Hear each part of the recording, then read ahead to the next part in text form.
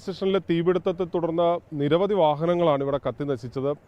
കത്തി നശിച്ച വാഹനങ്ങളൊക്കെ നമുക്ക് ഇവിടെ കാണാം. അത് ഇപ്പോഴും ഇവിടെ തന്നെ ആ വാഹനങ്ങൾ, കത്തി നശിച്ച വാഹനങ്ങൾ അതേപടി തുടരുന്നുണ്ട്. പക്ഷേ ഈ വാഹനങ്ങളുടെ ഉടമസ്ഥരെല്ലാം തന്നെ പലരും ഇതൊക്കെ അന്വേഷിച്ചു, അതായത് വാഹനങ്ങൾ തിരക്കിയൊക്കെ ഇവിടെ എത്തുന്നുണ്ട്. അവരെ സംബന്ധിച്ച് ഇനി എന്താണ് ചെയ്യേണ്ടതെന്ന് അറിയാത്തൊരു സാഹചര്യത്തിലാണ് അവർ പലരും ഉള്ളത്. ചേട്ടാ, വണ്ടി ഉണ്ടായിരുന്നു? നമ്മുടെ വണ്ടി ഉണ്ടായിരുന്നു.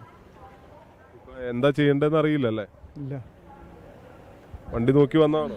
അത് നോക്കി വന്നതാ. അപ്പം ഞങ്ങളിലൊരു പേപ്പറുണ്ട്, ഇതാണ് ഇവിടെ പാർക്ക് ചെയ്യാൻ വെച്ചിരുന്നത്. അപ്പോൾ ഇനി അടുത്ത എന്താ ചെയ്യേണ്ടത്, ഒരു ഇൻഫർമേഷൻ കിട്ടിയിട്ടില്ലല്ലോ. വണ്ടി പുതിയ വണ്ടിയായിരുന്നോ? പുതിയതല്ല, പഴയത് തന്നെ. എന്നാലും ഇനിയിപ്പോ ഒരു വണ്ടി വാങ്ങണമെങ്കിൽ വലിയ ബുദ്ധിമുട്ടാണ്. അപ്പോൾ ഇതിന് ക്ലെയിംസ് ഒക്കെ വല്ലതും കിട്ടുമോ? ക്ലെയിം കിട്ടും കിട്ടുമല്ലേ? സമയം എടുക്കുമായിരിക്കും. ഇപ്പൊ അത് സംബന്ധിച്ചൊന്നും ഇതുവരെ പറഞ്ഞിട്ടില്ല ആരും. ഇല്ല. അന്വേഷിച്ച് വണ്ടി കണ്ടെത്തി വന്നിട്ട് ഇല്ല, വണ്ടി നോക്കണം.